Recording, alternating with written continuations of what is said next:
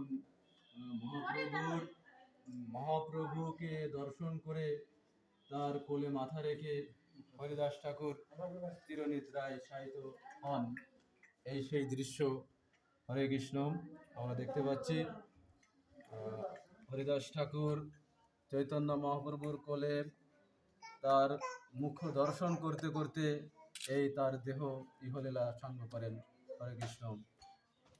Hare Krishna Hare Krishna Krishna Krishna Hare Hare, Hare Ram Hare Ram Ram Ram Hare Hare, Hare